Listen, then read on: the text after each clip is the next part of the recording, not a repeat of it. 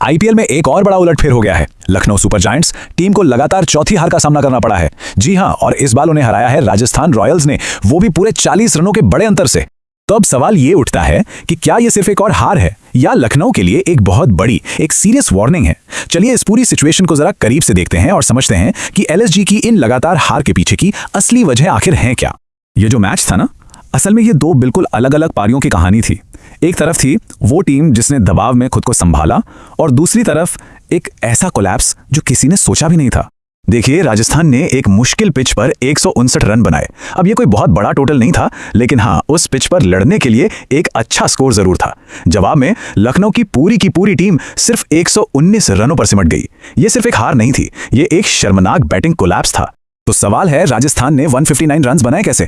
क्योंकि उनकी शुरुआत तो बहुत खराब थी। टॉप ऑर्डर एक बार फिर सस्ते में निपट गया, लेकिन यहीं पर एक्सपीरियंस काम आता है।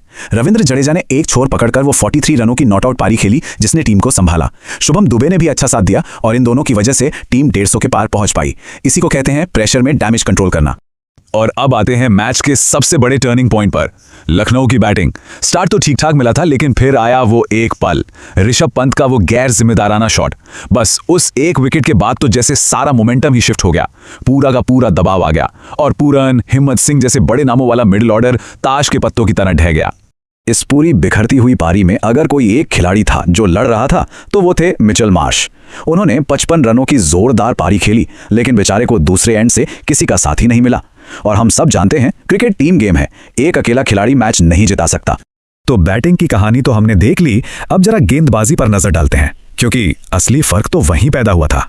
दोनों टीमों की गेंदबाजी में जमीन आसमान का अंतर था। देखिए, एलएसजी के लिए शमी और मोहसिन ने अच्छी गेंदबाजी की, लेकिन डेथ ओवर्स में वो लैक हो बैठे। दूसरी तरफ राजस्थान के बॉलर्स का प्लान एकदम साफ था, अटैक करो, दबाव बनाओ और बस बल्लेबाज की गलती का इंतजार करो। और उनकी ये स्ट्रैटेजी 100% काम कर गई। और इस अटैक को लीड कर रहे थे जोफ्रा आर्चर। अपनी तेज रफ्तार और अग्रेशन से उन्होंने लखनऊ के बैटिंग लाइनअप की कमर ही तोड़ दी। उनके खाते में आए 3 सबसे बड़े विकेट, और वहीं पर एलएसजी की हार लगभग पक्की हो गई थी। खैर, इस हार के बीच कैसा खिलाड़ी जिसने इस मैच में भले ही रन ना बनाए हों, लेकिन एक बहुत बड़ा रिकॉर्ड अपने नाम कर लिया। नाम है वैभव सूर्यवंशी, और उम्र सिर्फ 15 साल। इस मैच में तो उनका बल्ला नहीं चला, लेकिन इस युवा खिलाड़ी ने एक ऐसा कारनामा कर दिखाया है जो वाकई में शानदार है। इसी मैच के दौरान उन्होंने अपने आईपीएल करियर के 500 रन पूरे कर लिए। अब 15 साल की उम्र में ये एक बहुत बड़ी बात है, लेकिन असली कहानी, असली रिकॉर्ड तो अब आने वाला है। पता है उन्होंने ये 500 रन कितनी गेंदों में बनाए? सिर्फ 222 गेंदों में। ये ग्लेन मैक्सवेल जैसे विस्फोटक बल्लेबाज से भी तेज हैं। ये रिकॉर्ड बताता है कि इस युवा खिलाड़ी में कितना पोटेंशियल है, और इसका भविष्य वाकई में बहुत उज्जवल है। तो खैर, ये तो हुई एक व्यक्तिगत रिकॉर्ड की बात, लेकिन इस मैच का ओवरऑल नतीजा दोनों टीमों के लिए क्या मायने रखता है, चलिए देखते हैं कि अब पॉइंट्स टेबल की क्या हालत है। अगर एलएसजी की गलतियों को देखें तो खराब शॉट सिलेक्शन, प्रेशर में मिडिल ऑर्डर का कोलैप्स और कुछ ऐसे इंपैक्ट सबके फैसले जो समझ से परे थे। कुल मिलाकर टीम में क्लियर प्लान और स्ट्रैटेजी की भारी कमी दिखी। इस जीत के साथ राजस्थान रॉयल्स 10 पॉइंट्स लेकर सीधे 2nd नंबर पर पहुंच गई है, और लखनऊ की टीम अब 9th नंबर पर खिसक गई है।